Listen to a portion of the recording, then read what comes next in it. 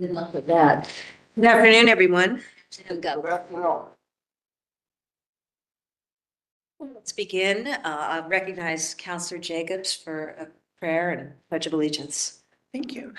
I just want to take a moment of silence to reflect and to put out a sort of a message of hope for peace and resolution in the world for all the conflicts.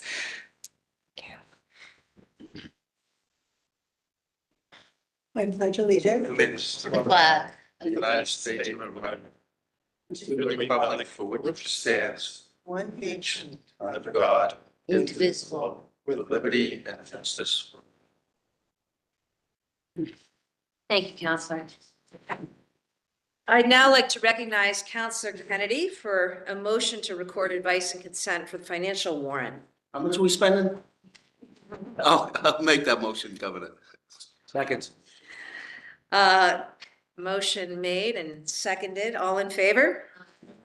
Any opposed? The ayes have it. Thank you. I'd now like to recognize Councillor Duff. This is for a motion to record advice and consent for the pending list of notaries public. So move, Governor. Second. Motion made and seconded. All those in favor, say aye. Any opposed? The ayes have it. So moved. I'd now like to recognize Councillor Jacobs for a motion to record advice and consent for the appointment of Alexandra S. Flanders to the position of Associate Justice of the Probate Family Court. I am very enthusiastically make that motion.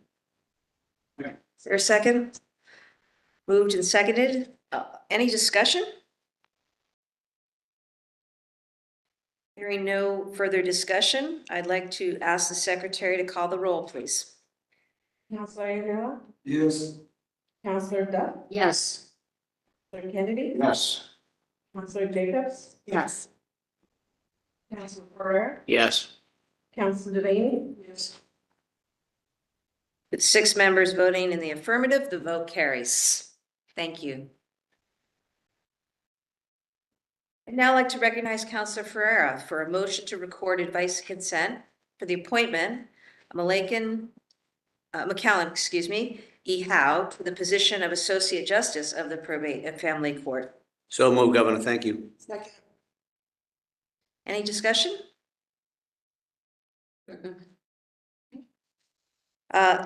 Hearing none, I'd like the secretary to please call the roll.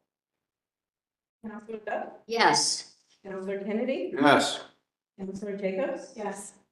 Councillor Ferrer, Yes. Councillor Devaney. Yes. Councillor Ayala, Yes.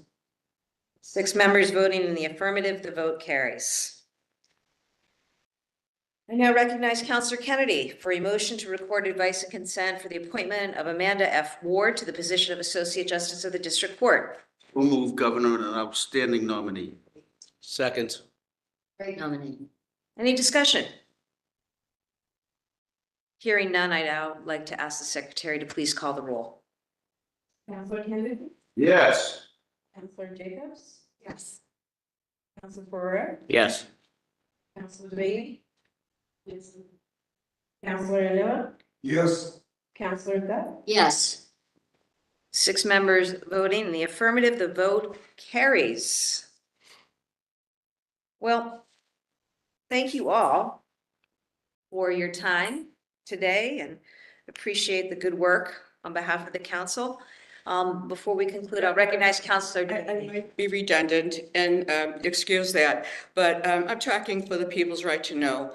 And I get calls all the time and I can't answer them. Why, when we have hearings, we only show the nominee and the witnesses? We don't show the councilors who are speaking or anyone else.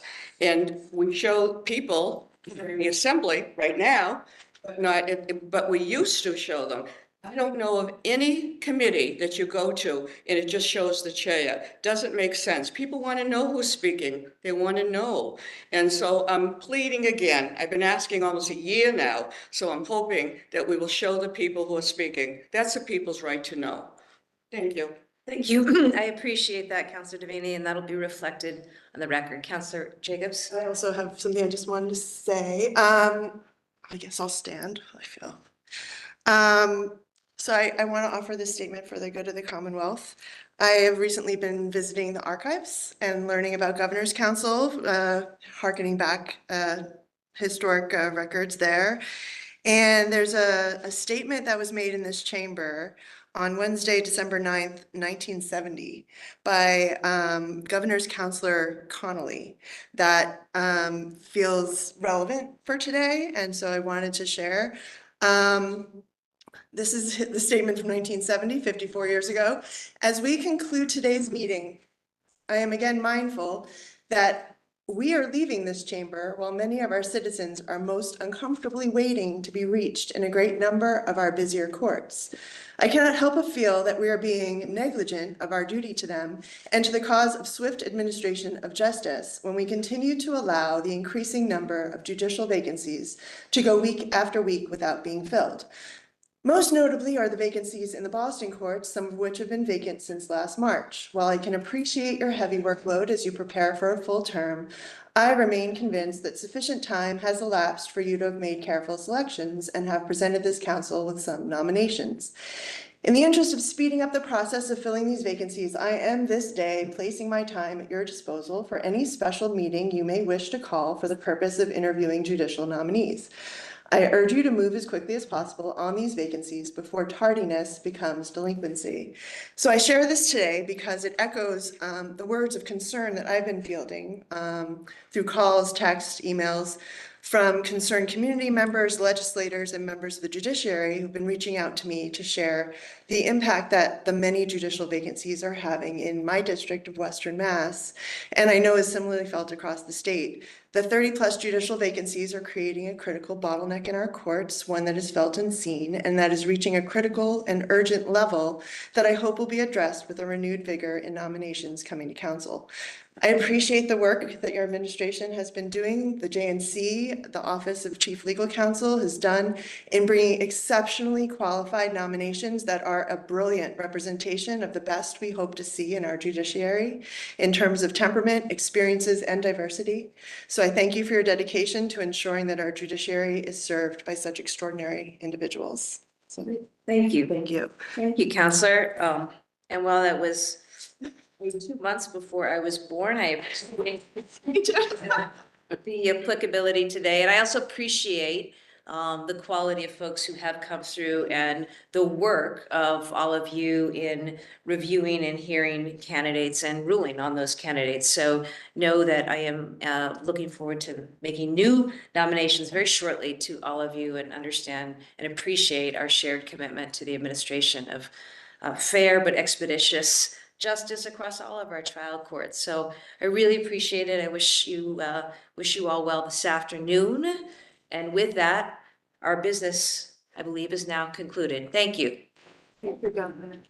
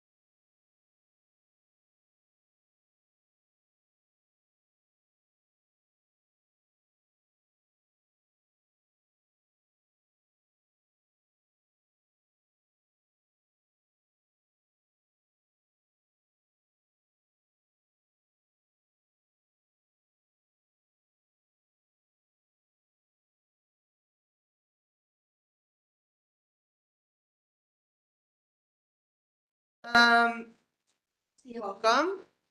We have some counselors who stepped out for a second who'll be joining us, and when they do, I'll introduce them, but I will start by welcome. Congratulations on being nominated.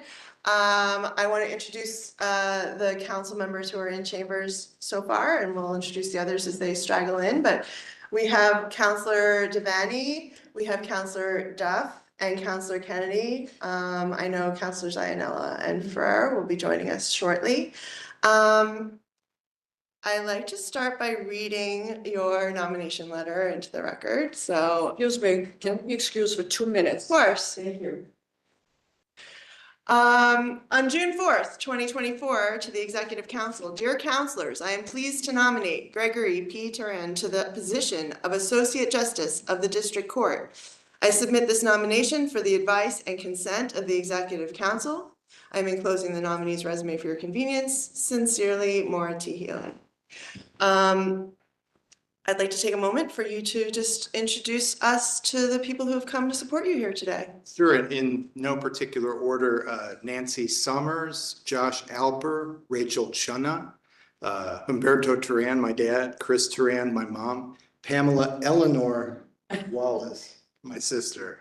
Emphasis on the Eleanor. Judge Matthew Shea, Michelle Sykes, my old partner Rob Kirsch, and Tony Hall. And I know I'm forgetting people, but it's a nervous day. Well, welcome to everyone. Thank you for making the trip out in support. The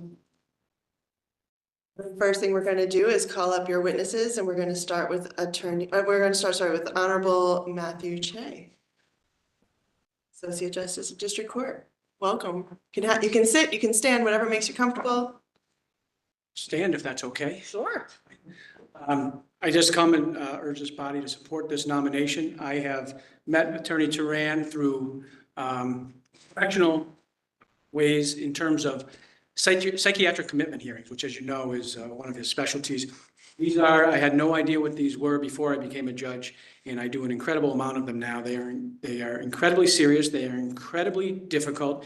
They are incredibly sensitive, and you have an incredible nominee because the way he handles his zealous advocacy balanced with the sensitivity needed. As you may know, you have brother, sister, father, mother, significant other testifying in these manners, sometimes in a manner adverse to the client of Attorney Teran. And what I wanted this body to know is I bore witness to his sensitivity, his humanity, his outstanding professionalism, and I think he will make a great justice of the district court. So much. Yes, Councilor Kennedy. Sitting Wilk. Yes. Well, if Council Juvenville was here, he'd be have a lot. That's true. But Council Juvenville, how long you been sitting there now? 10 years, a little over 10 years. You. Things going okay? Thanks to you, yes. Very good. It's a second to remember you, because I try to avoid going west of Western Mass, anything past Framingham, that's Western Mass, right? Well, I don't know about that. I'll leave the definitions to you, but. Did you have an opportunity? Ocean? Yeah. Yeah, oh yes, always take a chance, but I was, no matter what the circumstances, I was going to be here because as you know, and as you've stressed, I watch on Wednesdays, you want good quality nominees, and you have a good quality nominee here, and I urge you. I think we got a superstar, but he tried to beat me in a case one time. I don't, Oh, Emphasis on try. I was gonna say that, attorney. I just picked up subtle little Yeah. passive aggressive hint. Not subtle at all. Thank you so much. Councilor Devaney, you missed most of his thing, but did you have any questions for this witness or no? No. Okay, thank you so much. All right, next I'd like to call up Attorney Michelle Sykes as your second witness. I'll take a seat next to you.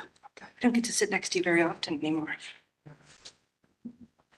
Good afternoon. My name is Michelle Sykes, and I'm an attorney who practices primarily in Western Massachusetts. Terrence Kennedy, yes, Western Massachusetts does exist, but we usually consider it Worcester and Dover. So I've had the pleasure of being the opposing counsel to Attorney Teran for approximately 5 years. Our cases typically involve people who are experiencing symptoms of mental illness and for whom involuntary hospitalization and treatment is being sought. I'm first going to echo the sentiments of Judge Shea with respect to the professionalism and the compassion that Attorney Teran shows to his clients. It is remarkable. I was remembering our first matter together, where it was a hospital civil commitment, and this is when we were still doing hearings in the hospital. And I walked in and I introduced myself and tried to make small talk with Attorney Teran. And it didn't go well. Didn't have much to say, and he didn't smile very much. And I'm sitting here thinking, this is going to be a real tough nut to crack. But what I've come to realize over the years about Attorney Teran is that he doesn't waste words.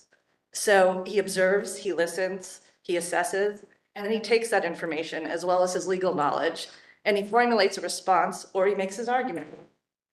I feel fortunate to have Greg as the opposing counsel to me. Excuse me. His advocacy of his clients has made me a better lawyer. His memos are well written and he has amazing legal arguments. I don't agree with most of them, but he formulates his arguments very well. He understands the procedural processes and what the evidentiary issues are. And most importantly, he seems to understand what it is that his clients need from him. So I've previously spoken at the Western Mass hearing about the compassion and the patience Attorney Teran has with his clients.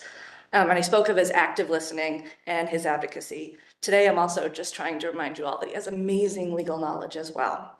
So it's for these reasons that I'm here to say to you that Gregory Teran would make a great district court judge. Here you go. You want to hurry? I know. Very scary. Anyone have any questions for this witness? Counselor Devani. So how many trials, how many that you've gone to court, just approximately? In the last 5 years with Attorney Teran, it probably easily exceeds 50 or 60. Wow. Yeah, I mean, we could have 2 or 4 a week. You don't know what that means to me, because I've said it before. I have seen in my 25 years, someone sit there and I'd say, no, honey, oh, I saw him once. That's not good. That's not good enough. No, absolutely. And so you really know, and I think you are, exceptional witness to come, that you were in opposition, so that I'm thinking, when you left the courthouse, you knew, well, I lost, but he was fair and he treated me fairly. So did you feel that way when you went up against him? So we don't normally lose. Yeah.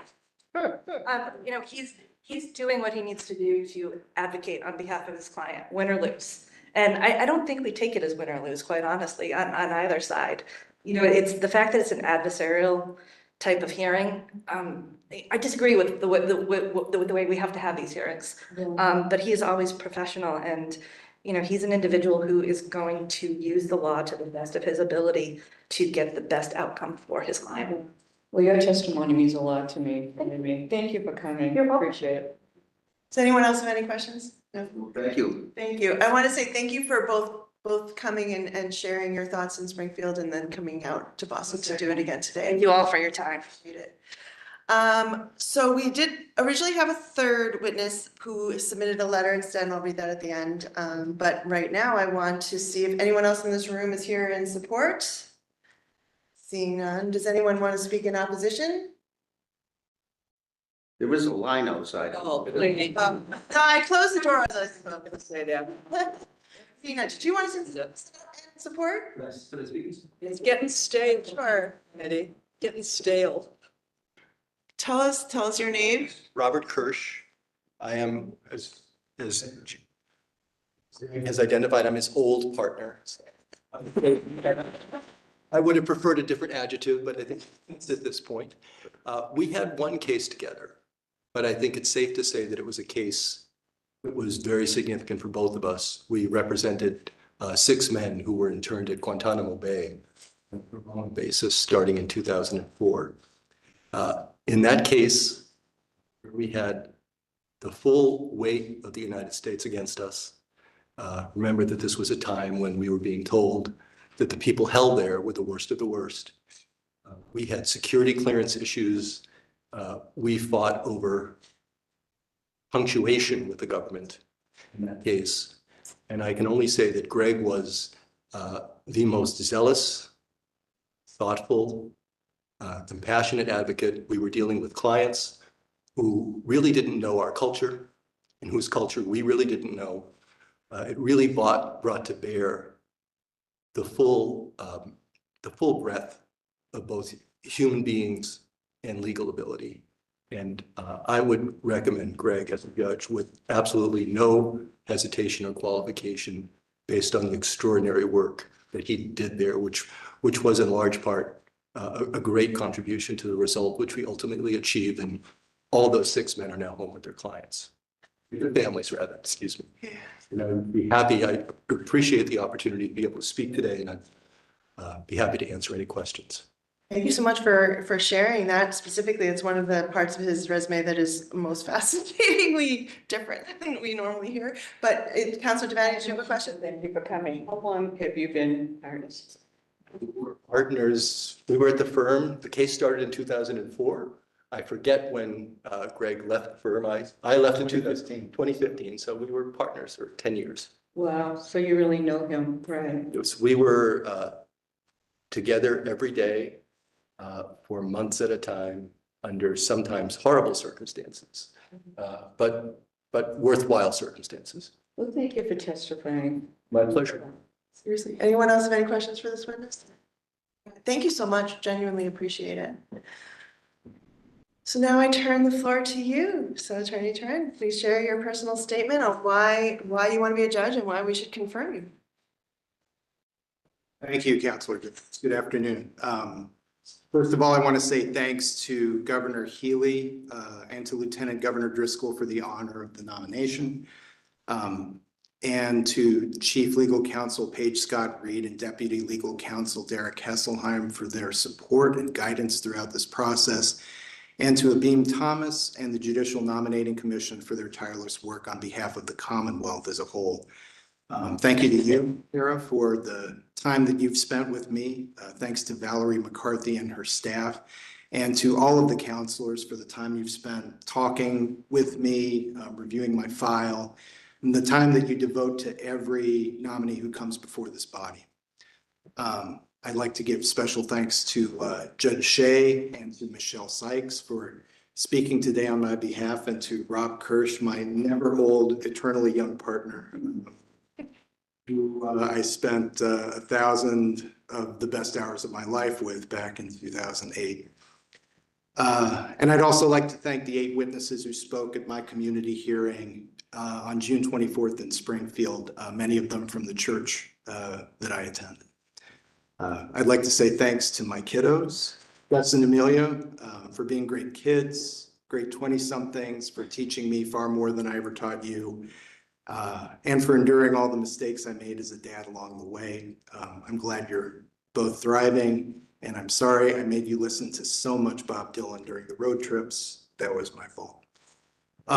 Thanks to my church family at Morning Star Baptist in South Hadley. Thanks to my former partners and colleagues at Wilmer Hale, including Steve Oleski, who may be watching out in California, and to my colleagues at CPCS. And thank you to Rachel for your intelligence, your sense of justice, and for your magnificent heart. It's been a tremendous gift to be loved and known by you over the last 1.5 years, and I hope that we have many more years together. Tolstoy wrote that happy families are all alike, which is hilarious and delightfully untrue. The rest of the families might be all alike, but my family, I think, is a little different. My dad, sitting behind me, came to the States when he was 11. He left behind a 1-room house in Chihuahua with no water or indoor plumbing. And the house that he ended up sharing with his mom and dad and sisters in Tucson was a little bigger, but not by much. And everybody else got the bedrooms. My dad slept outside in a shed for years, all the way through high school. Eventually, he became the first in his family to go to college, and he had a 30-year career in engineering. As a senior in high school, my dad got up the nerve to express interest in this super smart, nice white girl in his class. And I've seen the pictures. They were very cute together, and they're still very cute together, and they're sitting behind me right now. They went to the University of Arizona, graduated in 1968, got married, moved to Texas, and 2 years after that, I came along. My mom, also behind me in the red jacket, just so you know out there, studied microbiology. She thought about med school, but decided to start a family with my dad instead. And over the years, she taught childbirth classes, managed a YMCA, and drove a beer cart at the golf course. She currently advises Luka Doncic on the fine art of trash talking. You can ask her about that. She'll deny it, but I've heard her talk trash. I've heard him talk trash.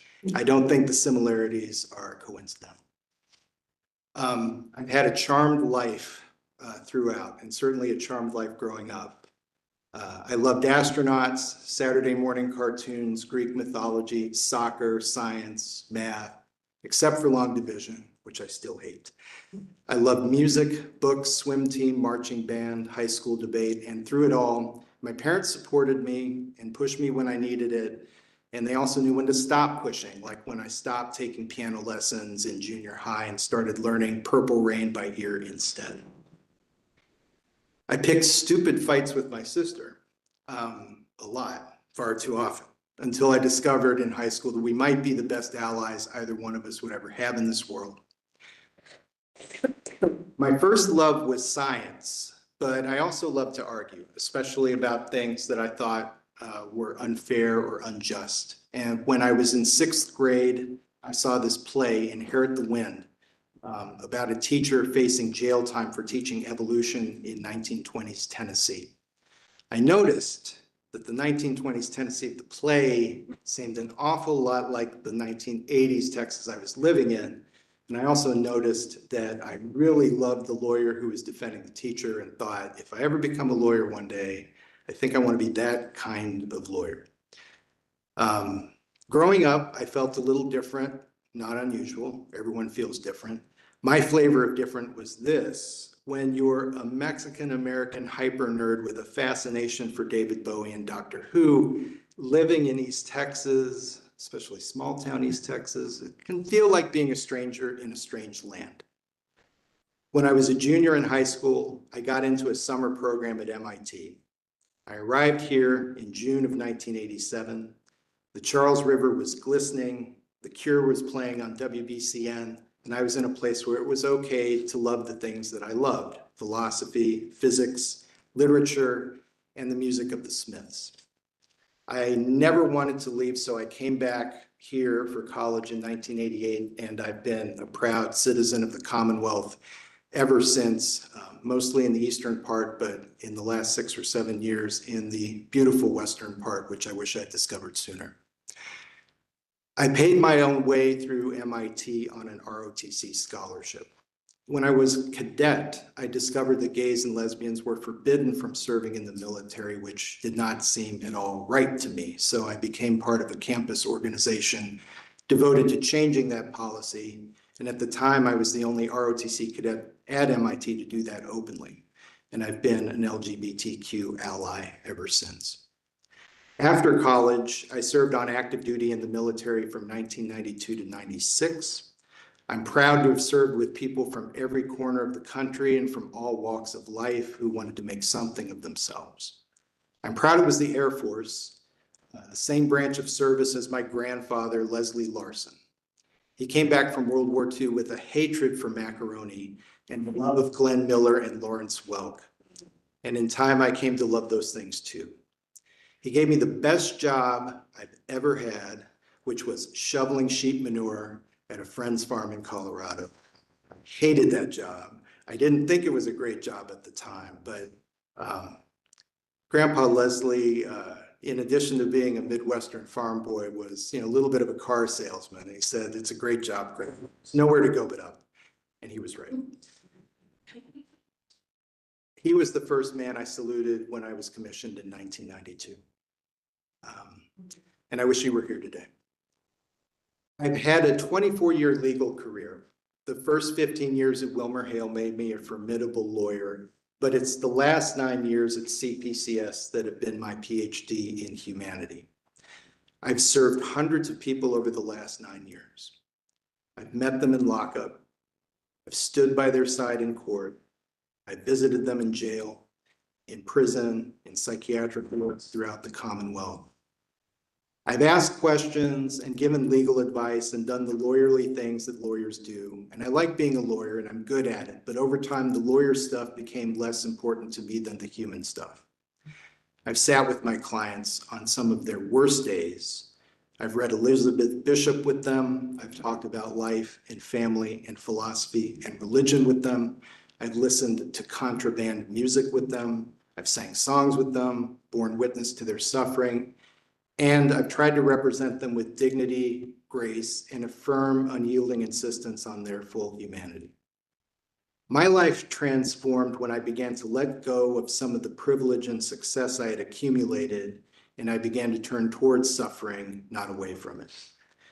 I discovered that in turning towards suffering, in bearing witness to it, in showing solidarity, in reducing harm where I can, and acting with compassion and kindness, that I gave my life new meaning.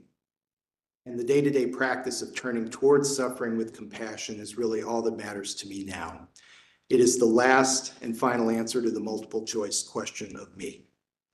If I'm confirmed, I believe the practice of compassion will help me cultivate the patience to be respectful, thoughtful, to listen deeply, and to treat everyone who works in the court and everyone who comes before the court with dignity. And that is the practice that I would bring to my work as a judge every day. Thank you very much. Be happy to answer any questions.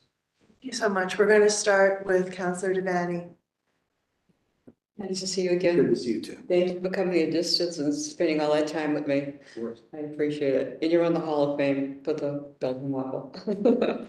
I am so impressed with your background. I served 22 years on the Commission on Disabilities, and I always ask when I meet with nominees, what is their experience with people with disabilities? And you have more than I could hope for. And I think the last 5 years, you've demonstrated that with people who have really been outcasts, and you have given them a helping hand. Tell me what the most rewarding case you've had.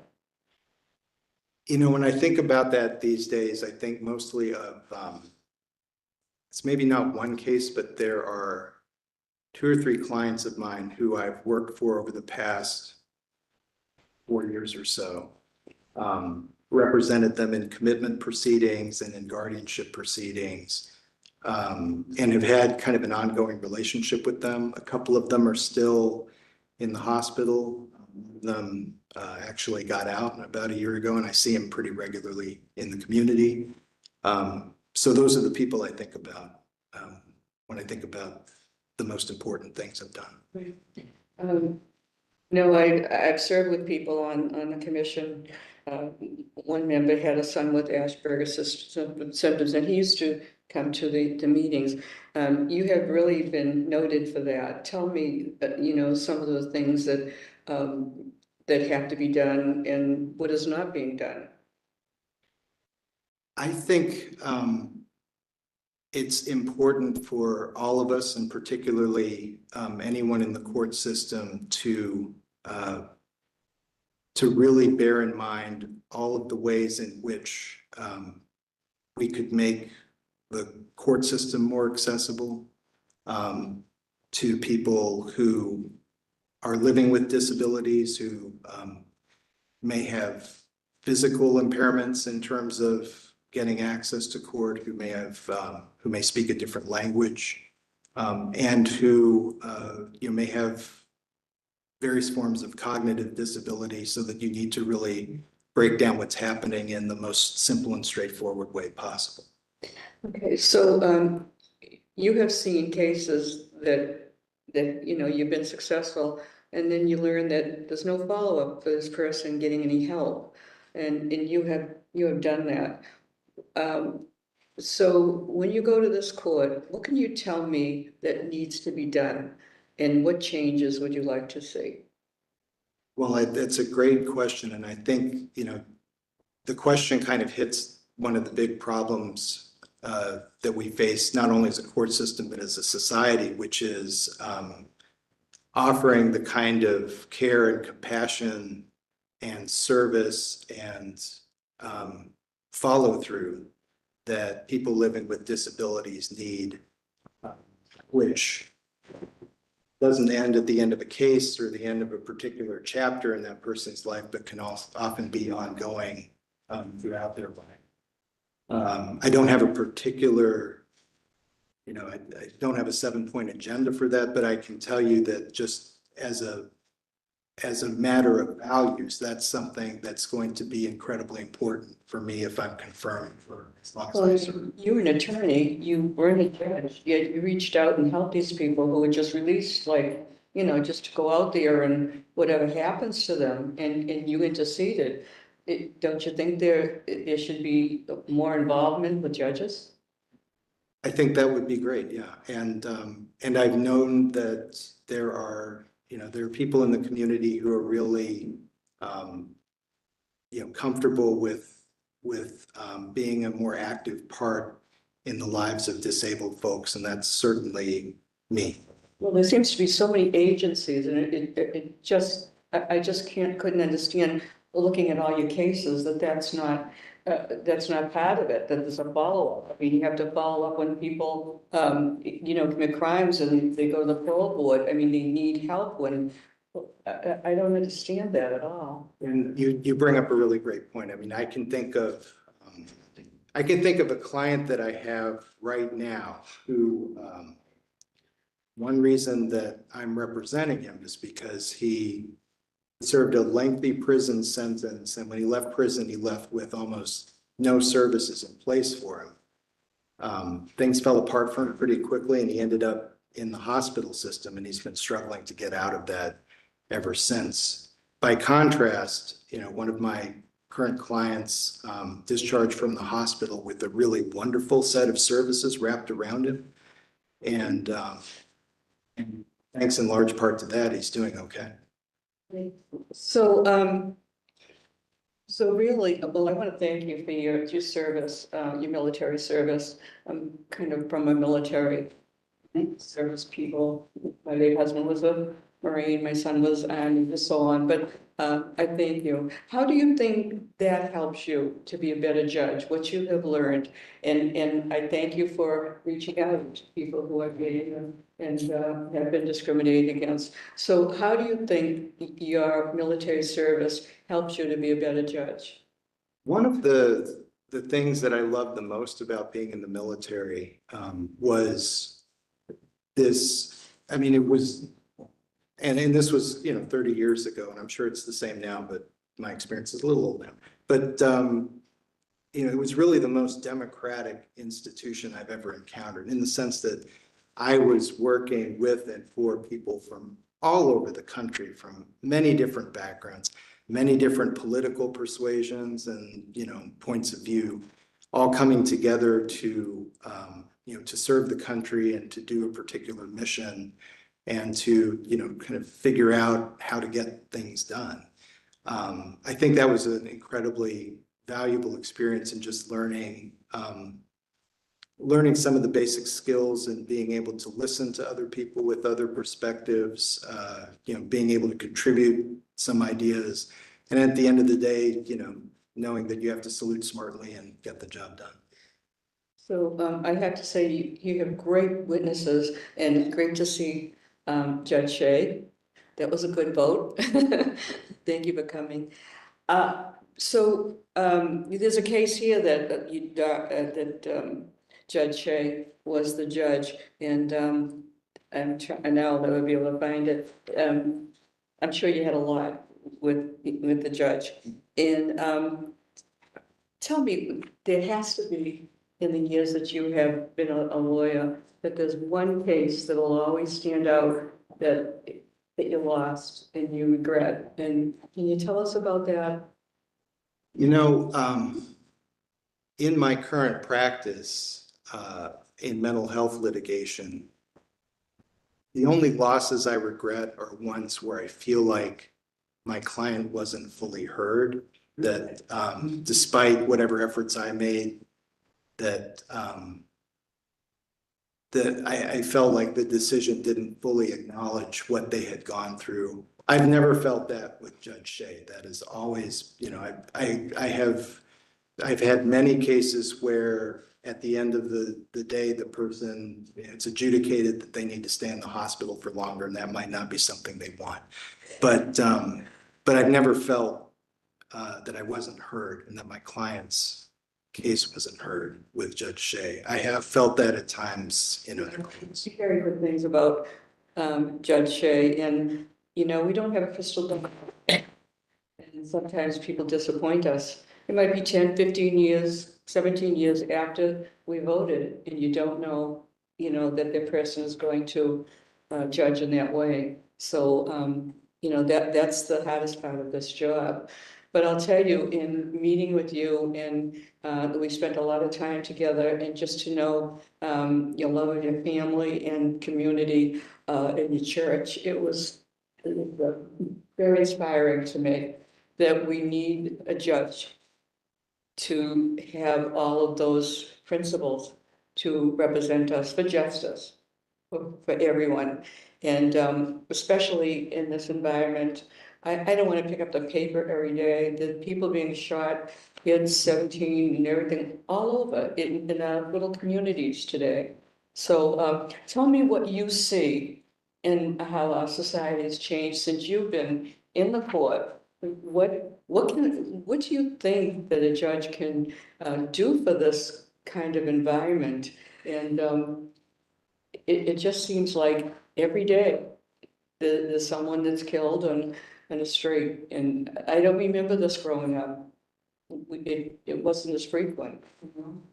I think judge can do today, and it may not be different today as opposed to 10 or 15 years ago, but I think it's absolutely crucial to bring a perspective of open-mindedness and compassion. I think it's important to listen to everybody.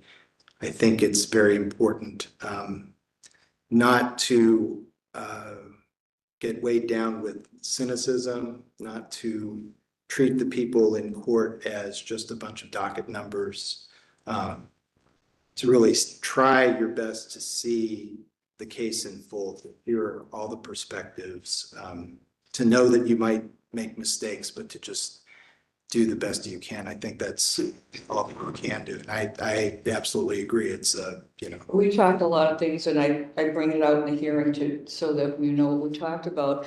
And I want to ask you again, is there racial discrimination in the courts? Yeah.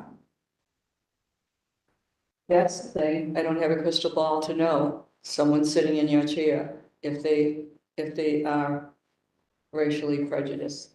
And that's the hardest thing.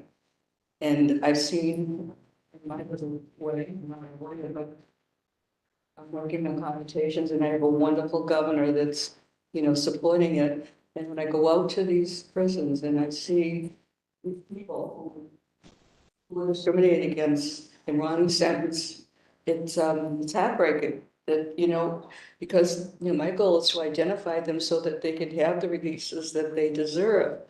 But it's, you know, it's not an easy task. And I'm just wondering, do you have any way of knowing, how can we change this perception of our courts and the judges should be thinking?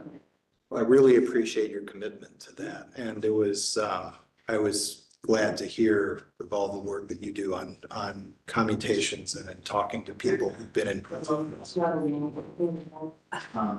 I think, you know, the thing that we can do is to try to, you know, certainly what I do is try to, you know, acknowledge my own implicit biases, all the different ways in which, you know, I might be contributing to the problem, and be mindful of that, and, you know, try not to fall victim to all the, you know, little ways in which insidious forms of prejudice and bias can creep into you know, the things that we do every day, and particularly the discretionary calls that a judge can make that can, you know, have a huge outside impact on people's lives. Thank you.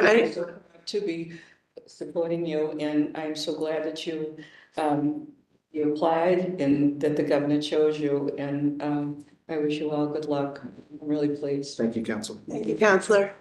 Thank you. Perfectly timed. I want to introduce to you Counselor Ianella, who has joined us, and offer him the floor for questions. Thank you. If confirmed by this body, will you treat pro se litigants any different than somebody who is represented by counsel? Thanks for that question. I would treat pro se litigants with respect. I would be patient. I would do everything I could to explain what's going on. If we needed to take a little extra time to do that, I would. I wouldn't put my thumb on the scale one way or the other, but I would certainly do everything I could to make them feel like they're being treated with dignity and they're not just being rushed along. Yeah, I assume you're going to treat everyone. Pro se or anyone else who comes before you with respect. Yes, sir. But this is me, I propose you give it's not on scale, I get it. But you have to, I think, pro se, they don't know rules of evidence. I think you gotta give them a little bit of leeway, more maybe than someone else. You agree with this? I absolutely agree, and I'll go one further. I've had many cases where, many mental health cases where a client of mine ultimately makes a decision that they want to represent themselves. They want to be the one who speaks for themselves, and I'm sitting there to standby counsel. And I find it, very important to me for them to feel like they're not completely lost or at sea, and that the judge who's hearing the case is really listening to them and giving them every chance to say what they need to say. Now, you've been on the committee for public counsel, correct? Yes. Now, what happens if you're confirmed and you have a criminal case and the defendant, when I mean you've had a case with him that you represented him, or cases, is that an automatic recusal? Maybe, maybe not, in your sense. I will confess I don't know for sure as I sit here today. My sense is probably a recusal. When you said you're not sure, hit the scale to say recusal, what do you want to know? I'd have to refresh my memory on the canons and the rules with respect to former clients. Okay. Well, let me ask this, what the storm, the canons, they give you a right. It's up to you. You have a lot of discretion. It's not an automatic recusal. What do you think you would do? I guess what would be the values that would be most in mind for me would be to try to avoid any appearance of impropriety or that I'm leaning one side or the other. So my instinct would probably be to recuse, but I really want to think about it hard. I'm not quite sure how it would come out. Because if you represented someone 3 or 4 times, I know it's unusual, and you like that, it's not to be, how could you say that? If now this guy is coming pro se in front of me, he's got an attorney. Me, I'm trying to get a sense from you. Yeah, it would be. What do you do in a situation where you have a prosecutor, criminal case, let's make it easy, OUI, operating under the influence. You can tell that, you can either tell what's been brought to your attention that this is maybe like the first or second case that this prosecutor's had. So everyone's nervous. You got to assume that he or she's nervous. You bring it back first of all. Of course. And now the defendant is a seasoned attorney, say like Attorney Kennedy. Okay, one of the strongest, most able attorneys in the state. Let's assume that was a situation. I mean, in the case, Was that? he beat me in the trial. Excuse me, she? So the situation is prosecutors, good job, you can tell she's nervous. And you know what happened? The prosecutor fails to prove the element of a public way. The prosecutor did a great job. The officer was on the stand, this and that. Oh, man, really good job. And for her, these are her first time. And then she rests. And Attorney Kennedy says, motion for a direct finding, not guilty. And to make matters a little different, you've had this defendant in front of you before. And wow, he's got a lengthy record. You remember that from past. You don't represent him, but he's got a bad record. He's a bad apple, this guy. Okay? What are you gonna do in that situation? This was not a homicide, but operating under breathalyzer was pretty damn high. Okay, he swerved off the road, just missed the car. People could have been dead. What are you doing in that situation? As much as I know how hard it is to be a young attorney trying your first or your second or fifth or 10th case, as much as I might be swayed to bend the rules, I'm not going to bend the rules. If the Commonwealth hasn't put in the case, I have to make a required finding. I can't put my thumb on the scale. Let me ask this, I did not do any criminal work. I did it years ago. I haven't done it for a long time. And I don't even know what I'm about to say, it's a problem. What if the Commonwealth, think hypothetical, Commonwealth rests and Attorney Kennedy said, motion for required finding, blah, blah, blah. And the defense, the prosecutor, excuse me, Judge, I'd like to make an oral motion to open up the case. In other words, you haven't made an official ruling yet, and I don't even know what I'm saying is even possible. But you understand what I'm saying? What do you do in that situation? If the prosecution's rested, there's nothing I can do. And I'm not going to bend the rules. Okay. And this is more of a question, which like, what type of person you are. Now the case is over, everyone's gone, this is the last case of the day. Do you say anything to the prosecutor? Honestly, I think you did the right thing, or you would do the right thing. You put her aside at the end and say, hey, you know, this is like, you did a great job, or you don't say anything. Yes, all of it. What would you do at that point? My instinct would be to let that prosecutor know that they did a good job, or that they tried a good case, that I couldn't help them out the way that they might have wanted. So you would actually speak to the prosecutor? It would depend on the particular relationship with that attorney. You don't know. Yeah. Yeah. I don't know, my instinct would probably be to let them know, if not that day, like at some point that I respect them, that I think they're doing a good job, that I couldn't find for them in that case. Yeah, for myself, honestly, I'm not a judge, probably say something for them. Yeah. It's the person going to be devastated. Yeah. First case, second case, oh my God, spending so much time on this, like 4 times longer than anyone else. He or she might feel a little confident because they did a great job, assuming he or she did. You did a great job, hey, that's something a lot of first-time prosecutors do, I'm sure you did, something to make them at the end of the day. They feel good. Hey, that judge so-and-so was a nice guy, it made me feel good. I want to really pay attention to the well-being of the attorneys who are practicing in front of me. And that includes not, avoiding situations where they feel like a result is personally or professionally devastating. What's your opinion on continuances, granting continuances? I've asked for them. I have had them sometimes denied. I'm thinking of what particular case I'm not going to get into.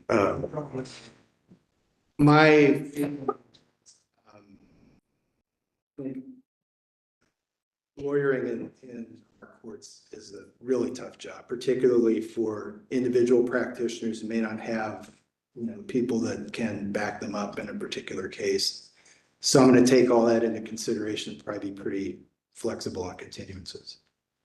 And again, I want to know the judge, but then, what do you think? You ask the judge for a continuance, and you get denied. Do you go out and say, this is, I've been pretty damn furious. What do you think? In my case, I had COVID and it was a long story, but it was Superior Court case that was pretty contentious. In any event, I feel like if the courts are going to be serious about protecting attorney well-being, then the courts have to be serious about being flexible with continuances. Okay. Yeah, I mean, if you're going to make continuances, last time I checked, you can't be fired. Well, As far as I know. you can't be fired. So, you know, people, now you go to a court, whatever, out in the western part of the state, and the presiding judge has a policy. After one continuance, there's no further continuances. Okay, that's the rule for this presiding judge. You have to fit in there this week, and someone comes in and asks for a continuance. But we already got a continuance 2 months ago. You know the policy of that court. Presiding judge, what are you going to do in that situation? I think if the reason for the continuance is one where I'd feel like, you know, I'd be okay standing in front of the presiding judge and explaining why I granted it, I'd grant it. Okay. Under what circumstances? Because continuance is an issue that I have a lot of lawyers talk to me about. So give me an example of a situation where you would not grant a continuance. If it were a case, I mean, something that I've thought about, you know, for example, if, let's say that, you know, one of the witnesses is in the military and is about to get sent, you know, overseas somewhere, or is about to undergo cancer treatment, or the case has been continued and continued and continued, and it's getting to the point where, you know, are we going to resolve this case or not? That might be the kind of circumstance where I'd be less inclined to grant a continuance, but if it's not fitting that sort of paradigm where, you know, we really need to get to resolution, then. Same type of situation. But it's, the case is on next Tuesday, and there's a federal case. There's a social security disability case. It's not a Massachusetts state case, but it's a federal case. And that judge there, Judge so-and-so, said, hey, I want these parties to go. The same scenario that we just mentioned, overseas, there's the witnesses, what are you doing in that situation?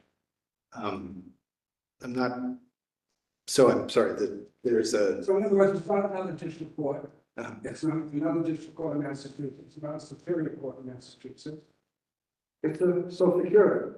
That's the federal level. They are not giving this person a continuance. They have to go in front of them, lose their benefits for social security. oh, so if I don't continue my Yes. case, they lose their benefits? Yeah. Oh, I Same situation. Um, That same hypo that when you said with the witness. yeah.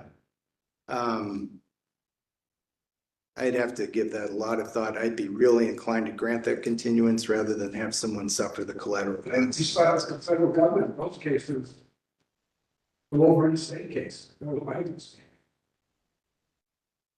That was mine. And therefore you have to be the continuance. Okay, I don't have any other questions. I did say Judge O'Toole reached out to me.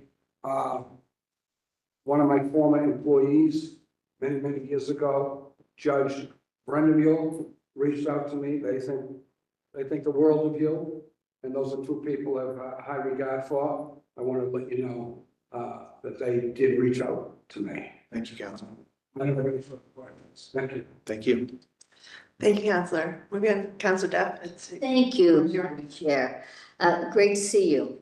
See you too. Thank you, first of all, for your service to the Air Force. We talked a lot about that when we spoke. And for your application to this, it's great to see public defenders, CPCS people step up for these jobs. We need folks with that background in our courts. I think it's something that, you know, we're always trying to find the balance, right? The scales of justice. So thank you for that. You know, I don't have a lot of questions because you and I spoke for a really, really, really long time and covered a lot of subjects. I do have to say from your opening statement today, though, you asked me a question I never answered, and that was about the music. I think we would be in perfect synchronicity listening to what you were a little young to have reference some of the bands actually that you did, but good taste. Anyway. We've already covered a lot of these things. What will be your biggest challenge, that sort of thing. I have certain issues that are very important to me, and the LGBTQ plus community, making sure that not just that people are seen and heard, but they're safe, particularly our children who may be part of this community or any other disenfranchised community that end up in the system. A lot of reasons they're there is because they've done. So many people, they commit crimes, desperate people do desperate things. And so the holistic view that I think you and I share of how we go about correcting things is something that's very important to me. It doesn't absolve people of crime. You know, you can't say, do you know who I am sort of thing, and think you're going to get, you know, absolution for that. But it does mean we have to be thoughtful and mindful about it. The same people with special needs, people either cognitively impaired or physically impaired. Our courts are, you know, I have to say, I think they're making a lot of strides, and it's a lot of work. Our courts, I'm going to guess, get maybe, I don't know what the number is now, out of our state budget, less than 5% of the budget. And they're an entire branch of government. That's pretty shameful. We need retrofitting in courts, and there's not a lot you can do about that except pontificate from the bench if you get there that we need it. And make sure that different physical abilities can get in, because that is all of us. All of us will be someone who's probably can't hear that well, can't see that well, can't walk that well at some point of our lives. And so it's important to me that when we speak these things, and it's one of the reasons I speak these things aloud, is so we think about it. You know, it's not other. These are not other. These are us. And so I know that you're very fully aware of that. In the last group of people that we're all concerned about, of course, but I think has really sort of fallen by the side are people who are suffering from addiction. Your work, particularly with people who have been dealing with psychiatric issues, some of them I'm sure were self-medicating. For all the pounding of fists in speeches that have been made in this building since I've been here, there is very little that has actually really changed, right? This is not, you know, as I think it was Councilor Jubenville used to say, it's not a problem we can arrest our way out of. But also the sobriety, the success rate of someone who's addicted to opiates is about 15% that they'll live. It's dismal. And so, you know, from my chaplaincy work, this was a big part of my population that I worked with. It's one of the things that got me to, you know, really look at running for office, even though I always wanted to, but seeing a population that nobody really believed this was happening to. You know, I could give you over coffee sometime, my whole theory of how we do this, but I won't do that today because this is not about us. Like, I know some people want the camera to be on them. This is about you. It's not about us today. So those are the issues that I've talked about with you. I feel very comfortable with all the answers you've given me. The last thing, though, I will ask you, because I think it's critically important, is, and we may or may not have spoken about it, I honestly can't remember, but that you have a plan not just for physical self-care, but for your mental self-care. And for those who are around you, your staff, your family and friends. Our judiciary is under attack in this country. And we see judges, unfortunately, seems like every 6 months, some judge in some part of the country has been maybe assaulted, maybe killed. And it's not okay. We've completely lost our way of civility.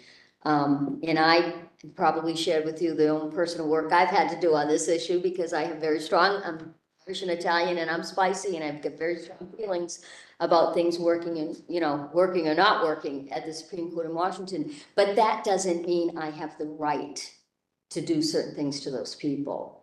And so have you put thought into this? Do you have any, and this is not a trick, I'm not trying to trick you or embarrass you or anything, but I think it's really important for anyone that ascends to the bench, that they know this is a real thing today. And have you been able to put any thought into that? I mean, I've spent the last 8 or 9 years not getting ready for the possibility of being, elevated to the bench, but putting together around myself a spiritual framework, a framework of meaning and purpose in my life. I'm surrounded by family and friends, and I think you're exactly right. I mean, taking on a judicial role exposes someone to criticism, exposes someone to risk. That is, it's part of the deal, and it's something I've thought a lot of. And you can't prepare for everything, but I feel like I've laid the groundwork to.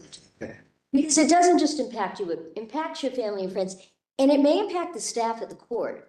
I mean, years ago, there was a judge in Salem who made a ruling, and it was fascinating because he was a very conservative law and order judge, and he made a ruling that people really couldn't understand or wrap their heads around because it seemed like it would come from, some left-wing judge, and it didn't. It came from him. And people not only protested at his home, for over a week, they protested at the courthouse and harassed those employees every day in and out of that building. That's one of my courts in Salem. And I spent an entire day visiting every single employee in that court to talk to them about it. And the trauma that some of these people experienced was just unbelievable to me. They felt safe walking from the courthouse to their car. They're clerks, they're janitors, they're court officers. They shouldn't be subjected to that. They don't get paid for that. No one gets paid for that. So I bring it up because it's important that we talk about it and that you're aware of it. And when I say spiritual, I mean, I don't, we've already gone into impersonal discussions about that, but it's not necessarily a religious thing. It's a more holistic thing of that. I'm thrilled you've applied. I'm thrilled that they found you, that, there are hundreds and hundreds of people that apply for these jobs. And there are some people, it's like baseball sometimes. You might be the best pitcher, but if they're not looking for a pitcher that year, you're not getting drafted. And so, you have been able to make it through the draft and everything and to get here. And I hope that you go further because I think you're exactly, like I said, a public defender out of CPCS. I think this is something that we really need to see it more of. It's a voice we don't have enough of on the courts. So thank you, Madam Chair. Counselor Kennedy. Pitchers, the Red Sox aren't looking too bad. Yeah. They're doing okay, surprising. I'm going to talk to you about a couple of things. The Judge Brendan actually reached out to me as well. She sent me an email about you, and I have a lot of respect for her. She's counsel I know is a very good friend, and she's a superb judge. I've appeared in front of her many times, and she did reach out to me and had some great things to say about me.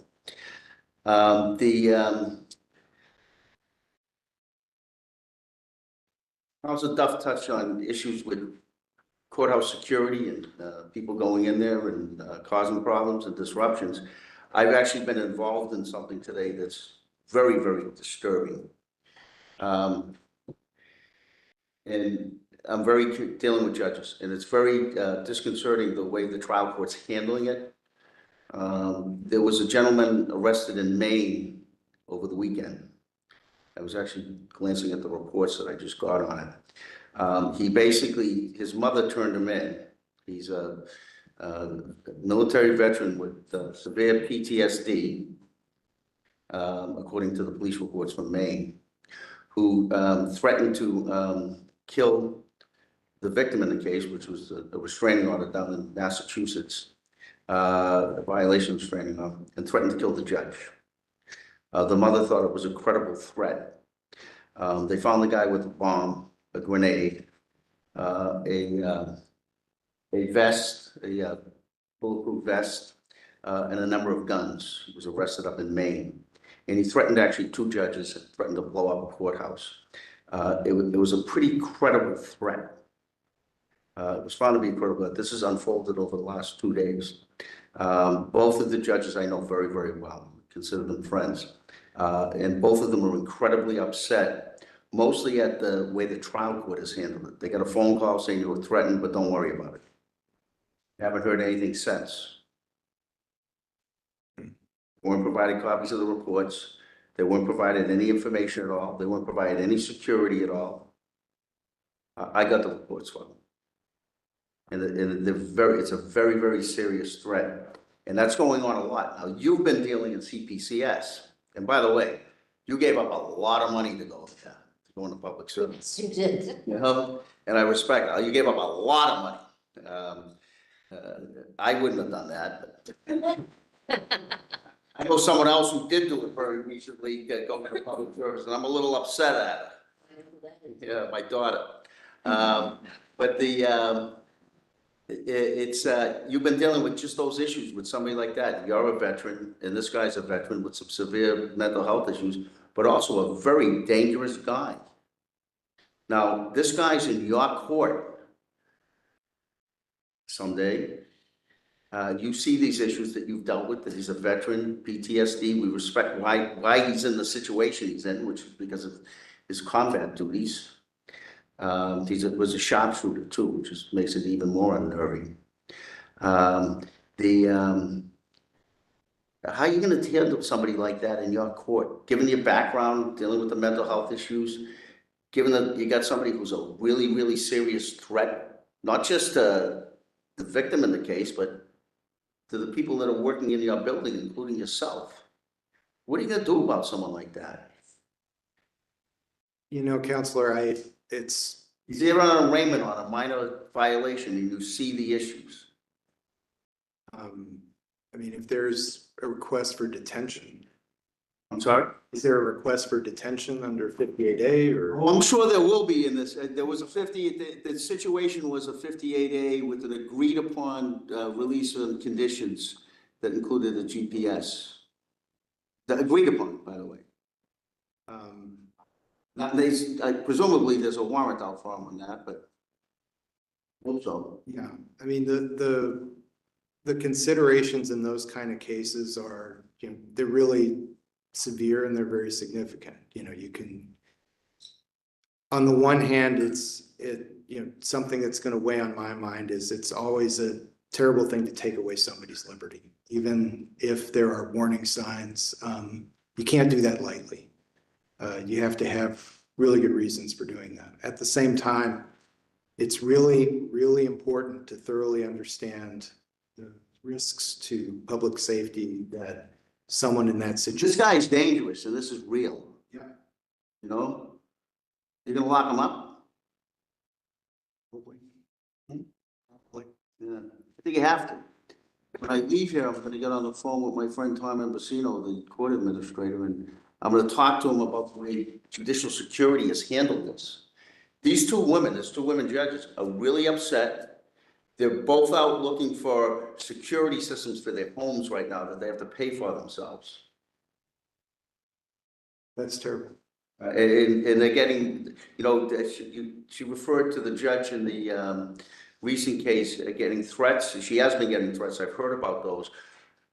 But they put a cruiser in front of her house, a state police cruiser. In this case, they're doing nothing, which I find really disturbing, very disturbing. We have to protect the people who work in our courts very, very hard. They would deal with some very difficult issues and some very difficult people. And I've been a defense lawyer for 40 years. I know what you're saying. I don't like to see people get locked up. But, you know, you're looking at a marathon bomber here. Yeah. That's what you're looking at. I mean, this guy had everything. He had grenades. He had a bomb he made. I'm reading the report. He was ready to go. You know, and it just blows my mind that, you know, a retired U.S. Marshal that's part of the security system calls him out and says, oh, by the way, somebody threatened to murder you today. But don't worry about it. Yeah, and I'll share an example from a case I had several years ago that I'll speak about kind of at a high level. Not as serious or the same facts as what you're describing, but I had a client who I met after he'd been criminally arraigned. I met him in the context of representing him on 58A. And you know, I discovered that you know, he had been living in the community, been doing okay, but had fallen apart in the few months leading up to the event in question. His family had tried to go to court to get a warrant of apprehension for commitment because they saw what was going on. He wasn't talking to them. He wasn't talking to neighbors. They knew, they had seen him fall apart before. And they filed their petition, you know, 3:30, 4 o'clock. It didn't get heard on the day. And the next day, unfortunately, he went out and hurt somebody. So I do bring to, you know, I have zealously represented my clients, many of whom, you know, don't want to be in the hospital, don't want to take treatment. But I also know from my own experience for that particular gentleman, you know, if there had been some intervention in time, he might have spent a few months in a hospital and come out in a better place. Instead, he spent years in state hospitals with a very serious criminal case that ultimately got resolved. But, you know, it's one of those things where sometimes, as awful as it is to take away somebody's liberty, you know, it may be the only reasonable resort given the circumstances. And I mean, clearly, you know, if you looked at this guy, you'd say, let's put him in a hospital, a locked facility hospital. We don't have a lot of resources, as you know, in Massachusetts, those situations. So I think the only way you stop this guy and protect these people so that they can, the people who work in the court could sleep at night is put him away. Sometimes you have to do that. Sometimes the only way to save is to save for the sake of public safety. The only way you can protect people is to put them behind bars. And I don't like that either, but sometimes you got to do it. Are you going to be able to do that? in those circumstances, yeah. Well, how about something a little less than that, but you're concerned that they might be dangerous? I'm going to try to listen really hard to all the evidence. I can't say exactly how it come out, but I feel both of those values very strongly. The value to protecting the public and the value of not rushing to judgment and taking people's liberty just because we're afraid. You brushed over your time as a prosecutor. Your short time, huh? The short time. My friend Chris Iannello, Counsel Iannello would say, once a prosecutor, always a prosecutor. My abiding memory from those 6 months was in Malden, a particularly experienced and able defense counsel who defeated me in an OUI bench trial without asking a single question of any of my witnesses. And that would be you, Counselor Kennedy. Yeah. I was probably tired that day, that's why. Who were the judges there then? It wasn't Packard. If I'd lost in front of Packard, that would have Rest his soul, it was a good man. He was the best. Okay, I don't have any other questions. We talked on the phone. We've known each other for a while. Well, we've known each other, and I have a lot of respect for you. I think you're going to be a great judge, and I'm going to vote for you. Your name's put up. Thank you, Counselor. Thank you, Counselor. I don't have a lot of questions for you. I will just share that it's already been alluded to. We did have a hearing in Springfield that was well attended, and 8 people spoke on your behalf, and about a dozen people emailed written testimony to me as well. So we heard from members of your your community, your church. We heard from attorneys who practiced alongside you or opposing. Included in the written testimony were emails from First Justice of the Concord District Court, the Honorable, I hope I don't mess up her last name, but Lynn Brendemule. Yes. Okay, and then I actually spoke on the phone and then received a follow-up email from Judge Weiner as well. So a probate and family justice out of Hamden Court. And really universally lovely things to say about you, and I did share with the council the outcome of our Springfield hearing, and these emails just add further context to what I've already shared, that the message received is that in addition to having incredible experience and knowledge of the law and being a thorough and prepared attorney when you have practiced alongside these people who've seen you in action, that the characterization of you as a person as being compassionate and kind, humble, just on and on, just describe you in exactly the way that one would hope to see our judiciary reflect back. So I am sharing, in addition to the report I already shared, I'm sharing these emails to council and submitting it to your record. But all that to say that I'm hopeful that come the next assembly where your name comes up, I'll be very honored to nominate you to become the next associate of district court. Did you have something to add, Counselor? I just wanted to add to the discussion, if I may, about, safety in the court. I had an incident as back, and a woman came to the State House. She wanted to see me because her son had committed suicide, and she said that I voted for the judge who put him in jail. The fact is, I happened to vote against that judge, but that doesn't matter. I didn't really think of it too much. And a state trooper came to the office and talked to me, and he says, you've got to be very careful because she goes to court all the time, and she could be a threat, and she knows where you live.